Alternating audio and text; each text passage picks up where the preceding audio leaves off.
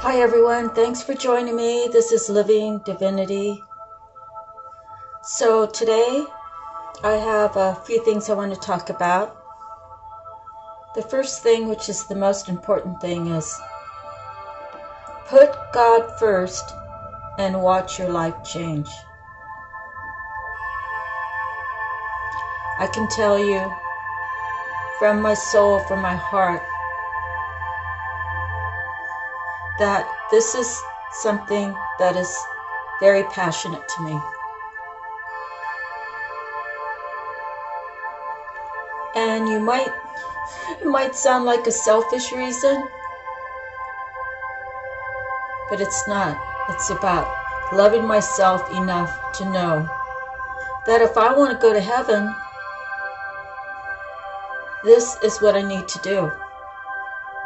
To praise God, to be so thankful, grateful, appreciate every breath that I take, appreciate every time the sun goes up each day and throughout my day, to take time to meditate, to say my silent prayers. We are all connected energetically to the heavens. And as we decide to take this path, you will learn more and more about love. The difference between love and lust. The difference between standing in your truth or wearing a mask. The difference between being true to who you are, the deepest essence of you,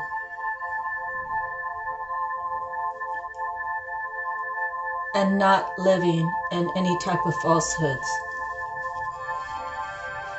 So I do this because I want to go to heaven. I do this because I want to be a voice that carries the message of God.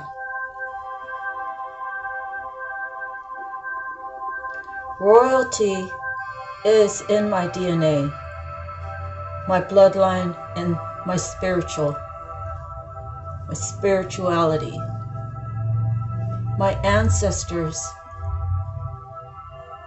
hold high places in heaven.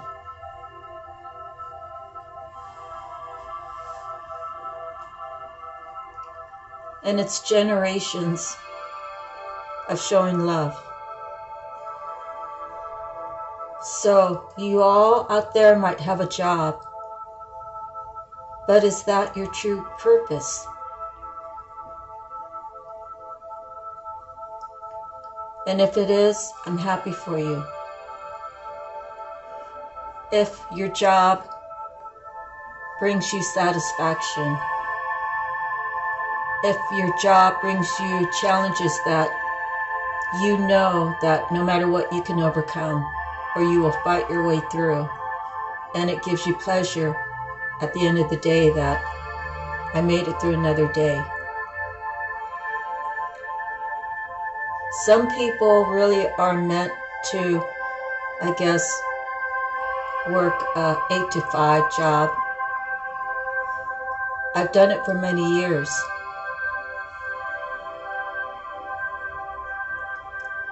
I was blessed to get away from working those hours. And I actually, if you watched my other videos, I had my real estate license, so I did have more freedom, and I really enjoyed that. But as far as my 8 to 5 jobs, I always made the best of it. I always wanted to know everything about my job so that I can be an asset to the company that I worked for. So there's so many that I worked with that actually were like zombies, and they learned what they had to learn, and they didn't grow with the company. So when you don't grow, you feel like you're missing something. You feel like this is not where I'm supposed to be. So it's a mindset to put your best foot forward and do your very best on any job that you do. I went on and I was blessed to move to Hawaii. And, well, I really didn't have to work.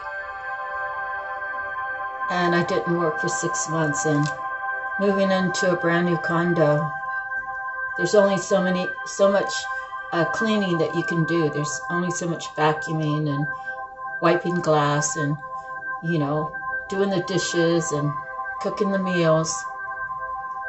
It left me in a place where I wasn't satisfied with what I was doing with my life. So I ended up getting a job, and that worked out good for me and my spouse at the time, because probably about a year and a half after we got there, he got laid off. So it was great that my vacation rental job paid all the bills.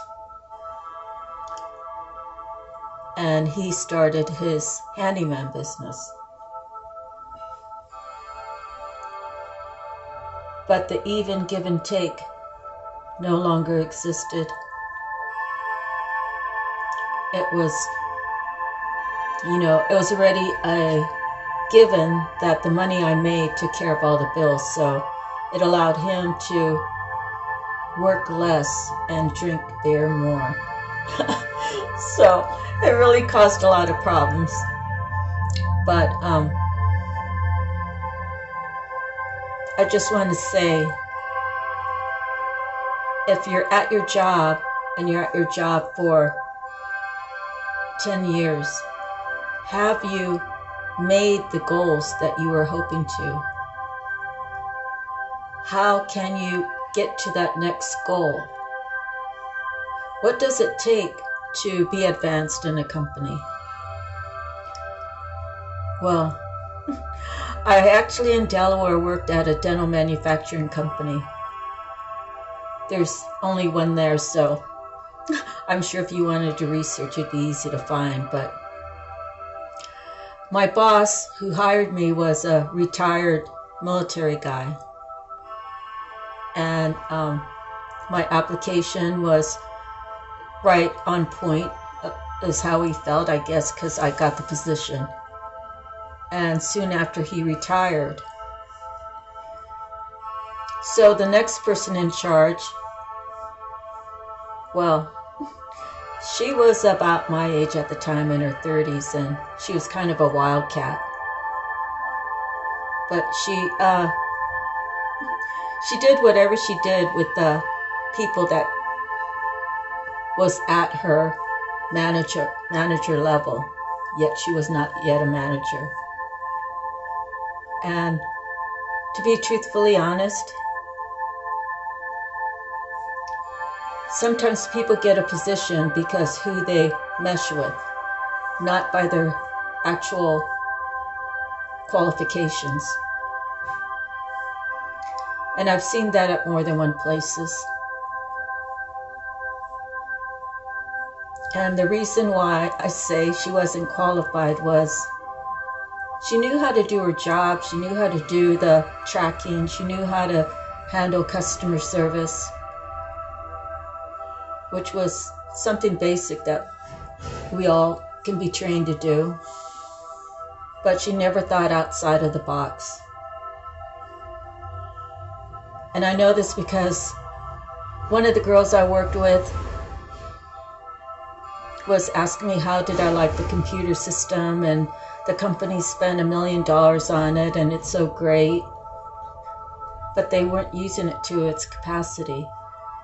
They had areas where you could put in a contract number, and if IT did their work, then you just would assign a contract number to a specific company, and those prices would be keyed in, so there'd be less error on the billing, and it would make it more proficient. So that's basically what I told the girl I was working next to. And all the other girls, because it was cubicles, I'm sure they heard me talking, or at least heard me talking and wanted to know what I was talking about. And one of the girls went in there and told the manager. Well, she implemented it. She did her little research after it was exposed that this could happen. And that wasn't her knowledge, that was mine. So she implemented it with me having nothing to do with it. And there was one other thing about how we were handling MSDS sheets. And I said, why can't we just put something in the computer and instead of us handwriting everything, we can just pick and choose which MSDS sheets to go out and type in the doctor's name or whoever's requesting it. Well, she really didn't understand, I guess, because I went on a smoke break and I saw her boss. So I was testing the waters. And I said, hey, Chuck, I wanted to talk to you about something. And I started explaining it to him. And she put her whole body in between us. And she's like, yeah, Chuck, that's what I want. That's what I want. So she was trying to explain something that, because she didn't really have it all together, she couldn't really explain it right. Ideas are given to people, and they're given to people for a reason. There are people who are actual geniuses in one way or another, and the people that want to hide that person's talent will try to keep that person in the dark. Now, I'm not saying I'm a genius. I'm saying that I believe in doing my work in the most efficient way. And if the upper management doesn't actually do that job or doesn't actually try to research on their own, they'll just keep riding with whatever certain departments recommend. In any event, people really didn't like it that I came up with ideas. So I am of Asian descent. In Delaware, there's white or black. And the only other Asian that worked there she worked in the factory, and she was this Japanese woman.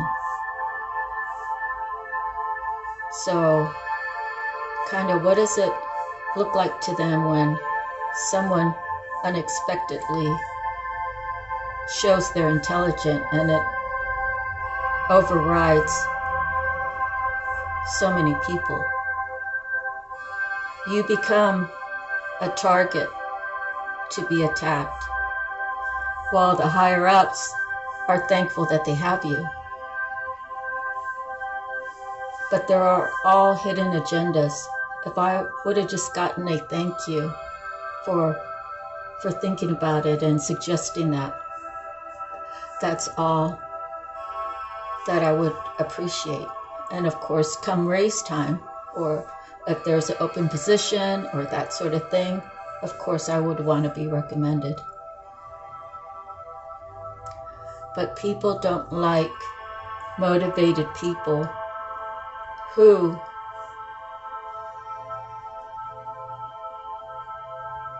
I just wanted to make a name. I can't really explain, but I didn't fit in. I've never fit in wherever I've been my whole life. I'm like a sponge. I like to learn things, while others just want to play around on the job and do as little as possible, yet brown nose to the management and get away with doing less. It takes so much energy to waste time. That's just my belief. It takes a lot of energy to, if you could key punch, I don't even know how fast I was, but I was just as fast as the girl sitting next to me over time, which was like 6 months. And I was pretty accurate. So the way they thanked me was they called me in the office and they wrote me up for making 3 errors in 3 months. And I said, I key punch 100 orders a day, Monday through Friday. So if within a month there's 4 weeks, that's 20 days. 20 times 100 times 3 months, that's like 60,000 orders. And they wrote me up for making 3 errors. So when I signed it reluctantly, and I put a statement. They're writing me up for 3 errors. And I key punch 100 orders a day. So, anyone else reading that would say, what the heck's going on? It doesn't take a rocket scientist to figure out that I became a target.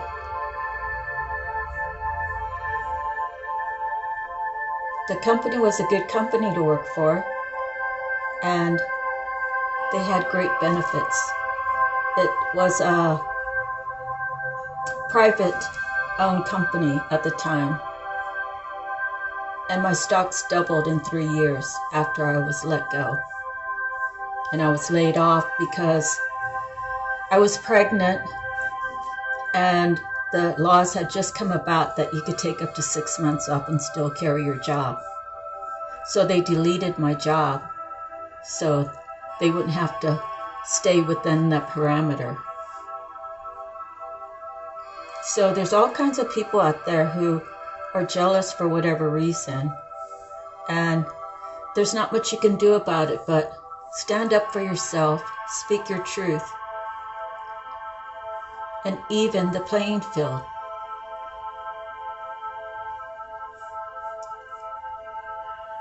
So work can be hard, it could be strenuous, it could be mind-boggling for different labor. People who sit in the office don't have the first clue of what it takes to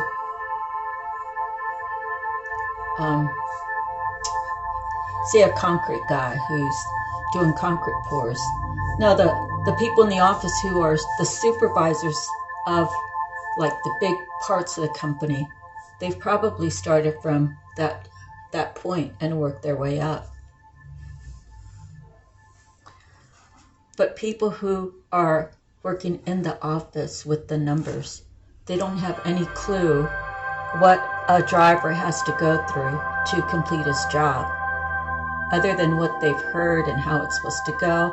They've got traffic to go through. They can't make wide turn, or they have to make wide turns. They have to look out extra for pedestrians and watch their speed. There's so much safety, especially if this company is carrying hazardous material or whatnot.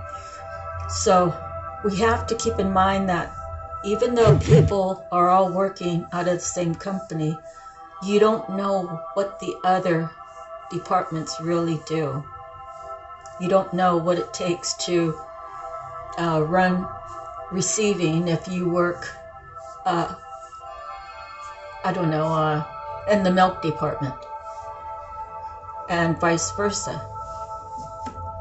So it becomes a competition. It becomes a competition between departments, who has more power. It has to do with individuals within a department or a neighbor department. The world is set up for us to work to barely make a living, while the higher elites, the higher echelon, sit comfortably. Sometimes you are promoted by what you know and what you are capable of doing. But it seems like these days it's other things that are part of the advancement process. Things that really shouldn't be a part, but it just is who you are and who you know. So I chose to do the work that I had to do at the 2 different jobs that I worked in Hawaii. And eventually I told my spouse at the time, I'm going to quit my job. We're going to do this together. And that's the longest I ever worked on one job was 7 or 8 years. Yeah, it had to have been 8 years. 8 years, and we worked hard. But it became a competition. I wasn't competing, I was making suggestions to make our work life better. But unfortunately, he didn't see it that way. So those kind of things happen when you're working close with other people, whether you're in a relationship or not. You could just have a, work relationship. And I said the other way because I was working with my spouse. But that's the longest lasting job I ever held, was working with him. And we learned a lot. Unfortunately, we grew apart and we couldn't meet in the middle. So I had to end it. So through this process, I learned to lean on God. Through the process of the divorce, through the process of prior to the divorce. And now I've been divorced since December 2019. So I'm blessed to have my ancestors in my bloodline, because the knowledge goes from generation to generation, and what people do with it and how they use it, and is it bettering their lives? Is it hurting others?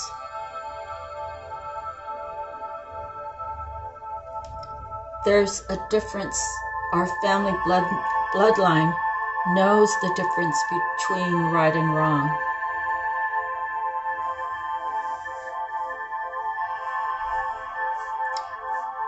And people think I'm crazy because I smile all the time.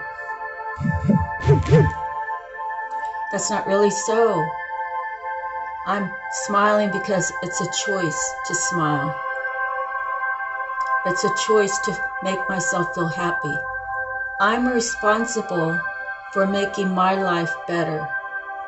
You're not responsible for making my life better.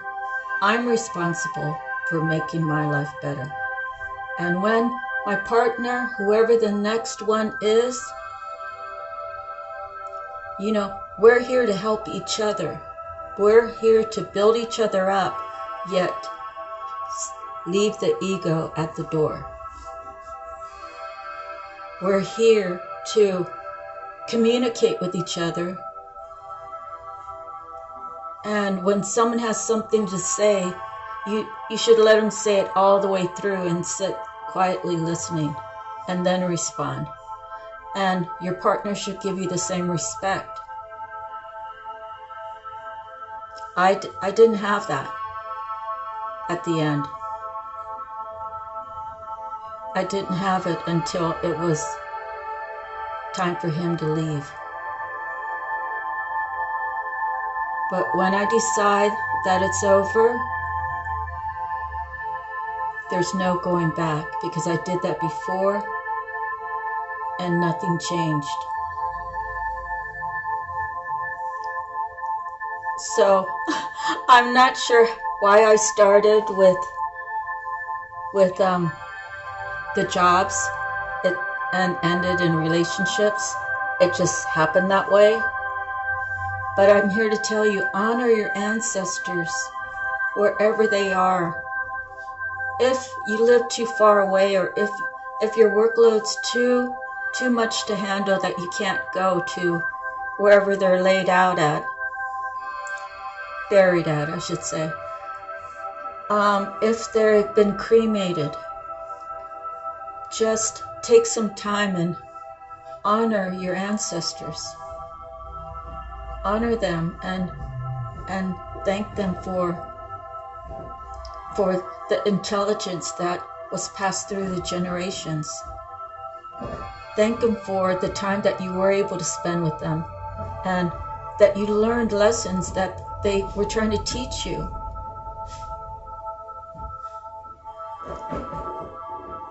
Thank them for being your parents or your grandparents or your great-grandparents. I never got to know my great-grandparents or anyone higher, of course, but we're all spiritually connected. So, we also, the most important is to thank God. Thank God for everything in your life. Even through my divorces, I realized that I was put there to learn lessons. My lesson was, don't give too much. Make sure that it's even give and take. Make sure that you are completely healed before you move on to the next one.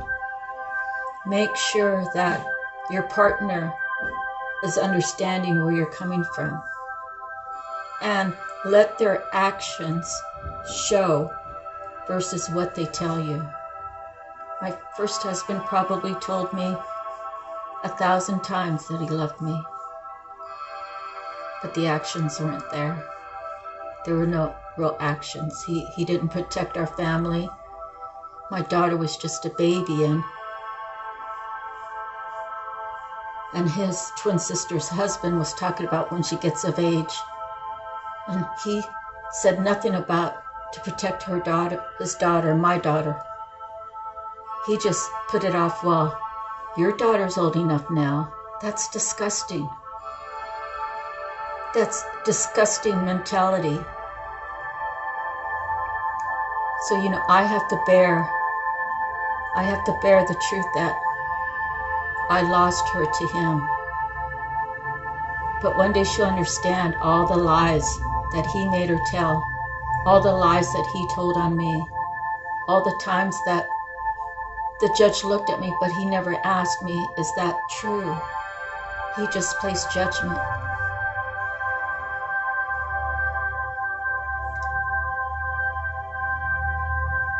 So, the only thing I can tell you is the next one, beware. Leave the ego at the door, or don't bother entering. That's what I learned. That's what I learned through those 2 marriages. And how did I learn it? It's through mental training, getting my mind, body, and soul correct. And this is an ongoing process. So I won't give up. No one can shut me up when I speak of the Lord. No one can stop me from doing this job that God has placed in front of me. And it's because I want to go to heaven. I want my family, my relatives, my daughter. I want to see them all there.